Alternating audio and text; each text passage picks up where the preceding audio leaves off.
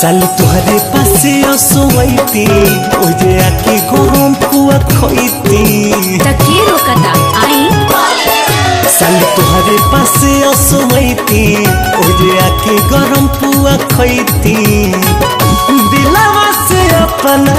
बोलाई दाना हो ए जीजू आई जाना आवतनी होली नया साली से मनाई जाना हो ए जीजा आई जाना हो खोजते बानी होली नया साली से मनाई जाना हो ए साली रह जाना हो 2 दिन जुदाई तनी सही जाना हो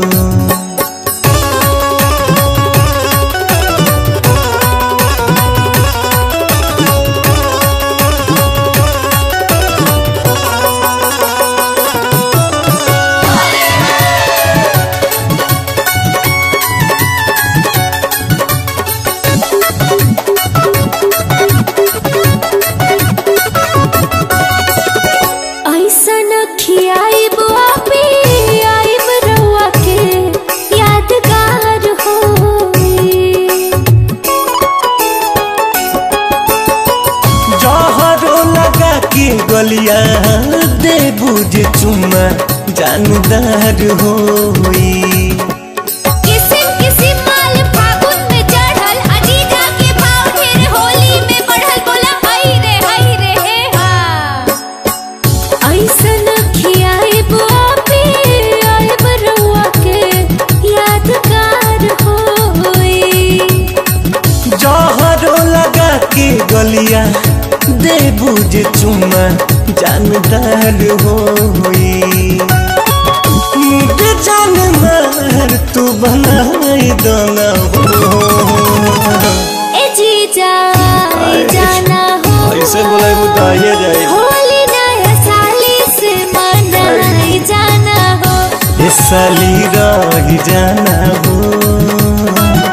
2 दिन जुदाई तनी सही जाना हो ए जीजा आई जाना हो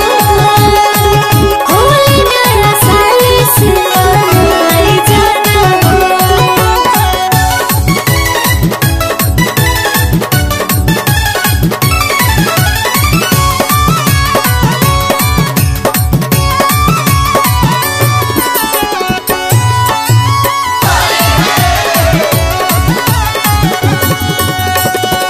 एक दिन रहला 5 सालों में राउर खट जाई जी ओहे दिन संभरिहा तोहरा दीदिया से ममिला अटक जाई जी बाद में तू कैली हा नौकरी अठी का फागुन में जिए के सीखा तरीका बोला हाय रे हे जा एक दिन रहला 5 सालों में राउर घाट जाई जी ओहे दिन संभरिहा तोहरा दीदिया से ममिला